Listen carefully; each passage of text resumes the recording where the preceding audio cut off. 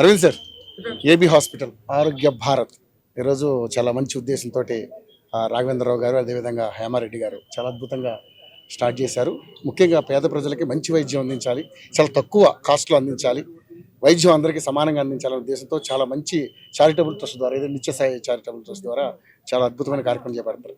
ఒక ఎంపీగా మీరు ఆరోగ్యం పట్ల చాలా, అంటే భారతదేశంలో అందరూ కూడా స్వచ్ఛ భారత్, అదేవిధంగా ఆరోగ్యం ఉండాలి భారత్ అంటూ కూడా మీరు చాలా ప్రయత్నాలు చేస్తున్నారు కాబట్టి ఎలా అనిపిస్తుంది?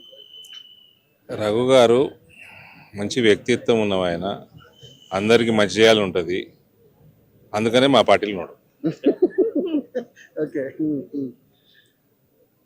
ఆయన గత 23 సంవత్సరాల నుంచి ఆరోగ్య భారత్ ట్రస్ట్ నడుపుతూ వేల సంఖ్యలో ఉచిత శస్త్రచికిత్సలు చేయటం, వేరేవి కూడా తక్కువ ధరలు చేయటము, ఇది మా ఏరియాలో అంతా తెలిసిన విషయమే. కానీ ఇక్కడ ఇవాళ పోచంపల్లి గ్రామంలో మేడ్చల్ దగ్గర ఇవాళ ఈ ఫెసిలిటీ, ఈ హాస్పిటల్ కట్టడము, పేదలకి, ఈ ప్రాంత పేదలకు కూడా ఆయన తక్కువ ధరలో వైద్యము, శస్త్రచికిత్స అందించడం చాలా మాకు ఒక ఎంపీగా గర్వంగా ఉన్నది. ఆయన మా ప్రాంతం నుంచి వస్తాడు కాబట్టి.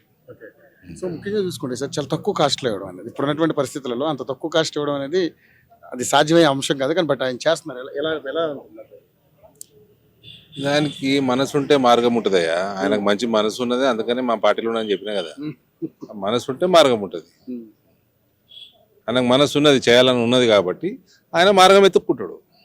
అది ముఖ్యంగా చూసుకుంటే మరి ఇప్పుడు చాలా పొలిటికల్ ఇష్యూస్ నడుస్తూ ఉన్నాయి, అవి కూడా మీరు చూస్తున్నారు. జూబ్లీహిల్స్ ఉప ఎన్నిక ఉంది, మరి మీ క్యాండిడేట్ ఇంకా డిక్లేర్ చేయలేదు, ఎలా ఉంది మరి పరిస్థితి? ఎవరనుకుంటారు? కిషన్ రెడ్డి గారు చెప్పాలి, మేం కాదు. అది ఆయన కాన్స్టిట్యున్సీ, ఆయన జాతీయ స్థాయి నాయకుడు, రాష్ట్ర పార్టీకి మొన్నటిదాకా అధ్యక్షుడు, ఆయన అడగాలి, నాకైతే తెలుస్తుంది. సో ఏమనుకుంటున్నారు మరి త్రిముఖపూర్లో ఎవరు? అది జూబ్లీహిల్స్ ప్రజలు ఏమనుకుంటున్నారో 14 నవంబర్ తెలుస్తుంది, కౌంటింగ్ నాడు తెలుస్తుంది. మీ పార్టీ నుంచి ప్రయత్నాలు ఏ విధంగా ఉన్నాయి? వాళ్ళని అడగాలి, రాష్ట్ర నాయకత్వాన్ని అడగాలి, కిషన్ రెడ్డి గారు అడగాలి. అంతే సార్. అంటే గెలుపు కూడా మీరు కూడా ఆశిస్తారు కదా? ఆశ అందరికి ఉంటుంది, కానీ జవాబు వాళ్ళు ఇవ్వగలుగుతారు, మేము ఎట్లా ఇస్తామండి. సో ఇంకా మరి మెరుగైన సేవలు అందించడం కోసం వాళ్ళకి ఏమైనా ఎంకరేజ్మెంట్ ఇవ్వాలి రఘు గారికా? మేము ఎంకరేజ్ ఎక్కడెక్కడ చేయాలో మేము చేస్తూనే ఉన్నాం. రఘు గారేమో ఆయన ఎక్కడెక్కడ ఆయన యాక్టివిటీలు పెంచుకోవాలి, ఆయన పెంచుకుంటూనే ఉన్నాం. We're all active for the sake of society.